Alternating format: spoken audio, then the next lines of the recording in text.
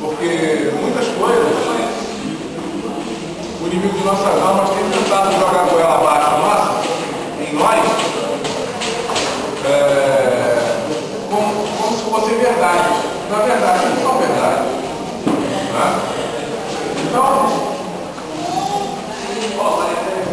você que já recebeu sua bolinha, vamos dar só um minutinho para o pessoal sentar.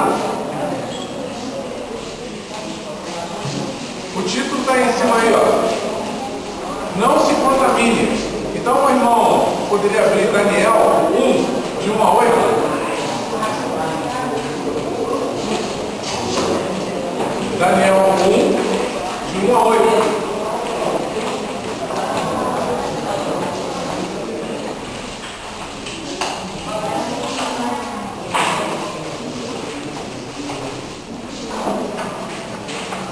Uma voz aí abençoada, tipo a do Bruno, para ler assim em voz alta para a gente. No ano terceiro do reinado de Joaquim, rei de Judá, veio Nabucodonosor, rei da Babilônia, a Jerusalém, e a sitiou.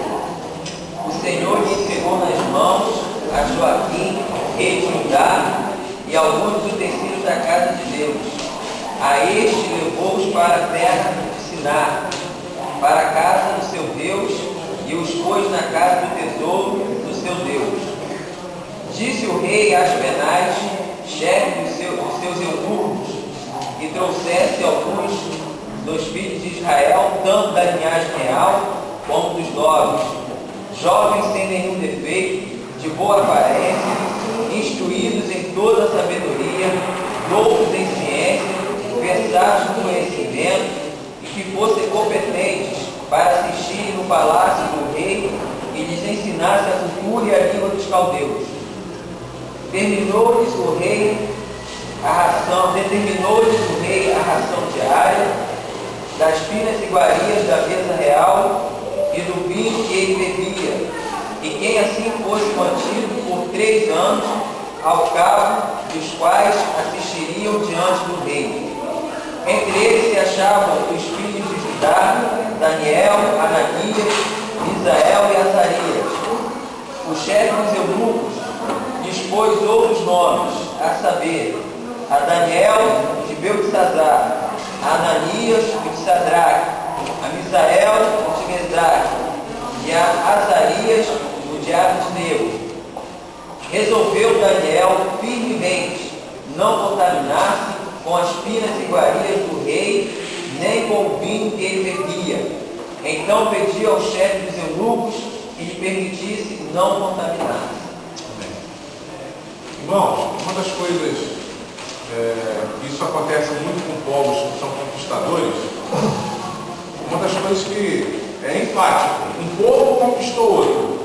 Então, a primeira coisa, esse povo conquistador faz com esse povo conquistado é eliminar sua cultura. Eliminar. Os romanos fizeram isso, esse povo aqui que conquistou o povo de Deus, a mesma coisa. Mas só que Daniel, naquele período, tem uma palavra aqui, uma pouca palavra aqui, que ele é muito enfática nas nossas vidas, e é o que nós temos que estar vigilantes. Ele decidiu firmemente não se contaminar com as iguarias do rei.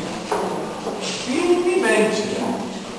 Veja só, Daniel era um homem de boa aparência, como os outros 3 também eram. Então vai um recado para você. Todo aquele que está diante da presença de Deus e se sente entristecido por não ter uma aparência boa, né? Que se acha isso, que se acha aquilo. Meu irmão, minha irmã, nós somos bonitos por Senhor. Somos filhos dele, cuidados por ele. Ele nos chamou, não foi pelo que nós temos e pelo que nós somos, não. Mas a quem ele chamou tem um novo semblante, tem uma nova vida, tem uma nova caminhada. Então não cabe na vida de um cristão, tá?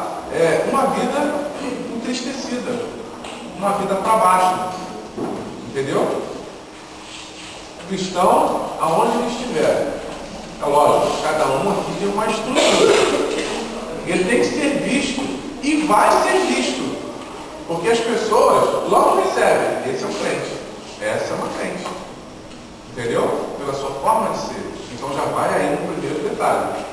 Não se sinta homem e mulher menosprezado pela sociedade.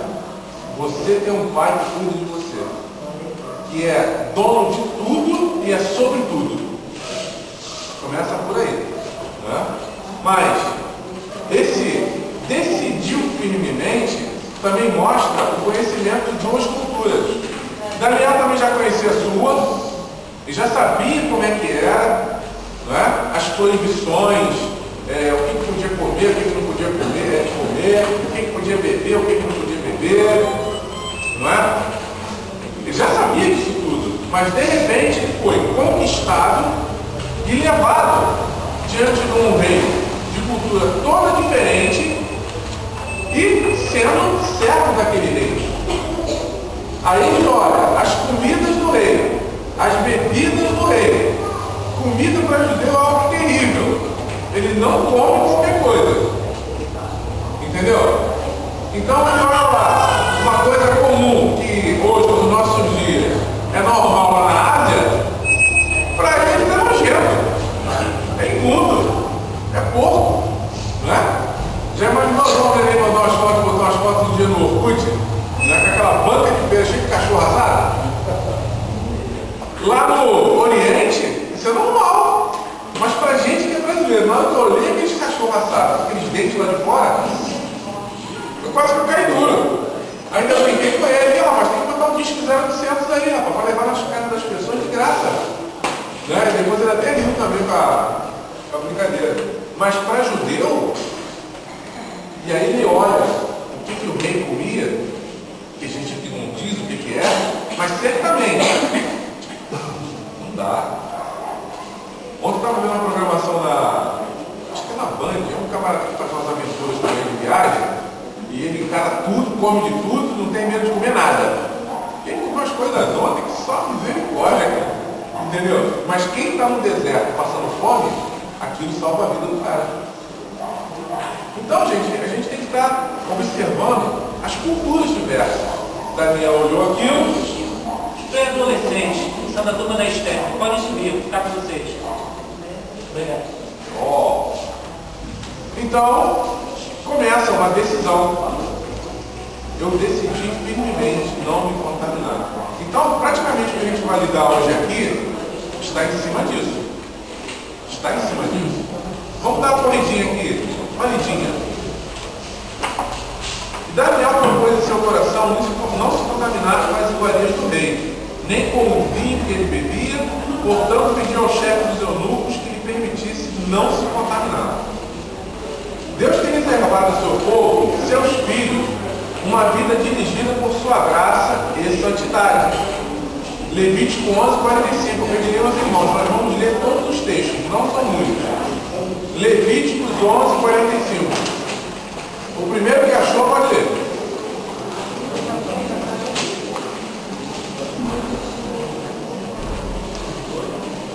Levítico 11:45.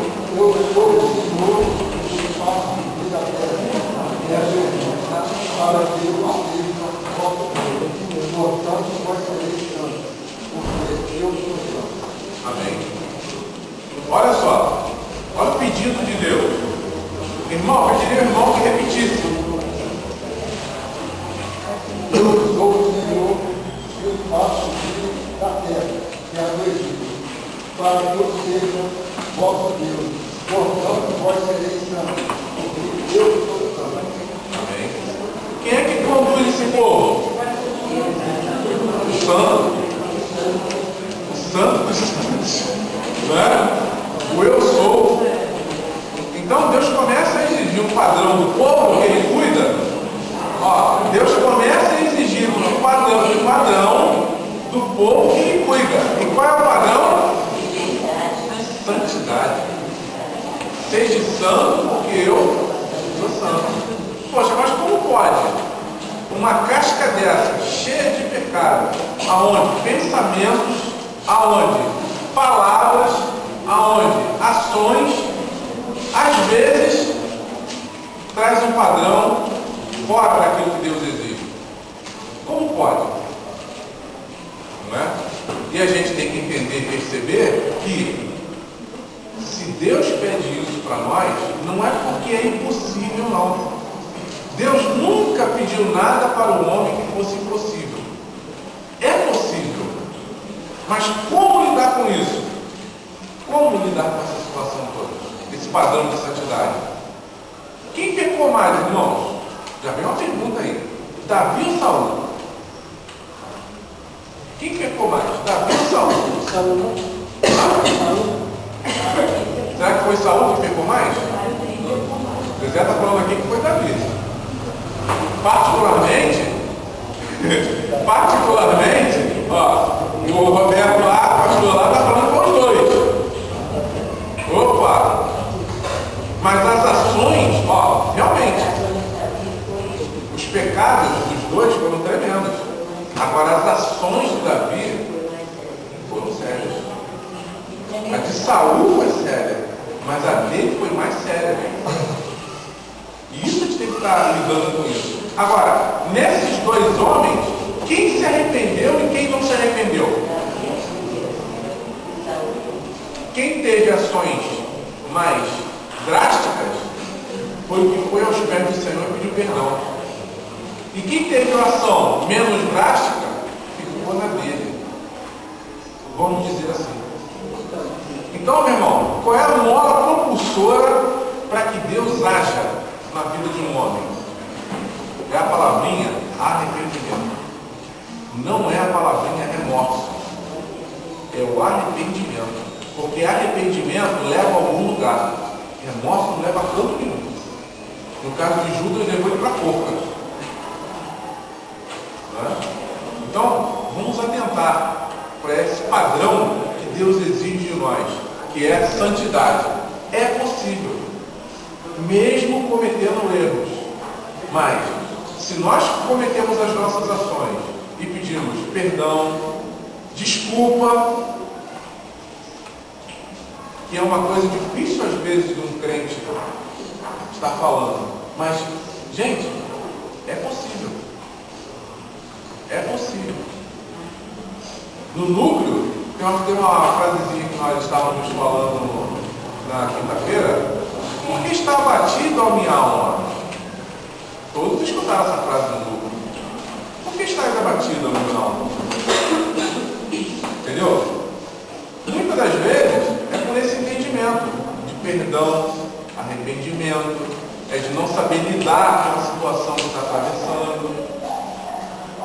Entendeu? Mas uma coisa que Deus, você mexe com Deus, mexe mesmo. Pode ter cometido o ato que cometeu, mas houve arrependimento, posição, alguma coisa Deus vai fazer. Alguma ação Deus vai operar.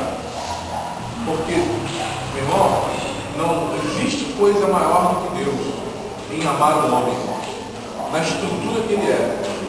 Se nós fôssemos ver aqui, ó, cada um de nós tem uma estrutura. Erramos pra caramba. Mas buscamos, dentro daquela situação, melhorar. É isso que temos que estar fazendo. Porque hoje, a igreja, quando eu falo igreja, irmão, generalizando, tá? Porque na igreja hoje, tem tantos irmãos com tantos anos dentro da igreja engessados, presos, travados.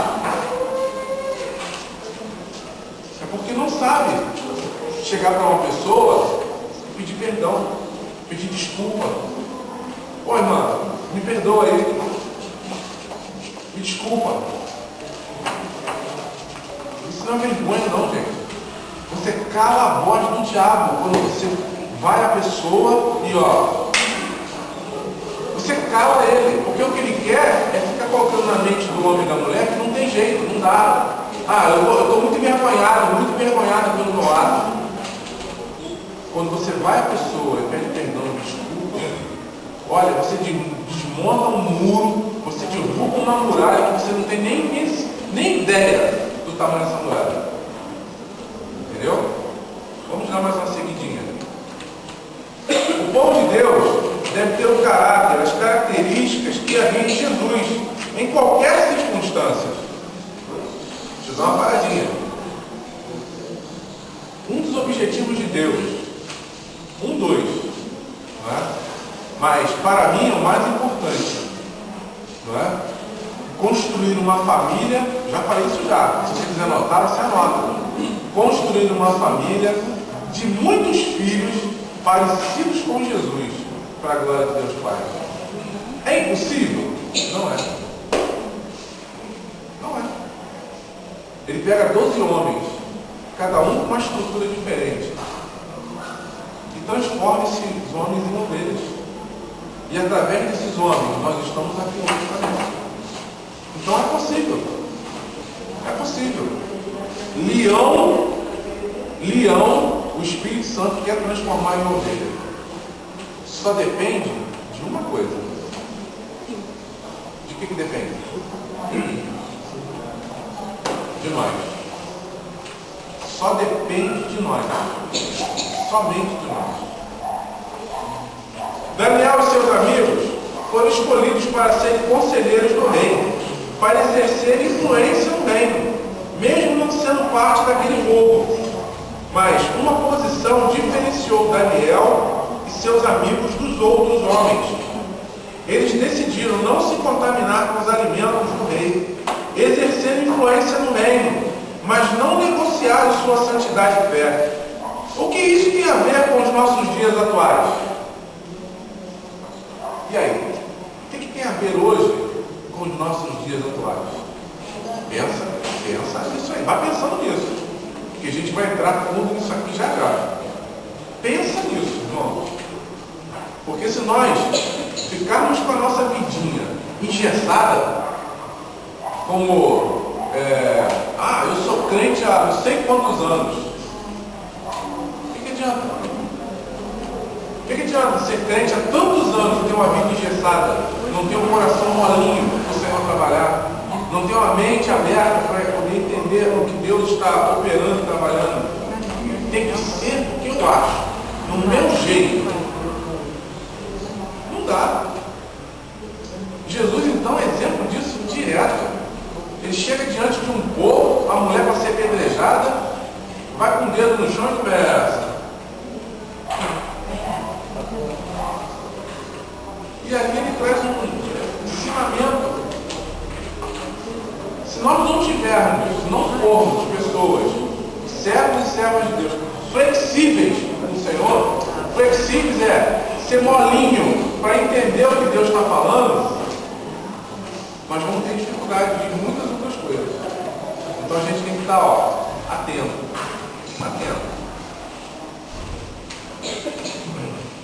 Eles decidiram não se contaminar com os alimentos do rei, exercer influência no reino, mas não negociaram sua santidade e fé. O que isso tem a ver com nossos dias atuais? O que isso tem a ver com os cristãos contemporâneos, que somos nós? Há uma grande lição de Daniel e seus amigos aqui.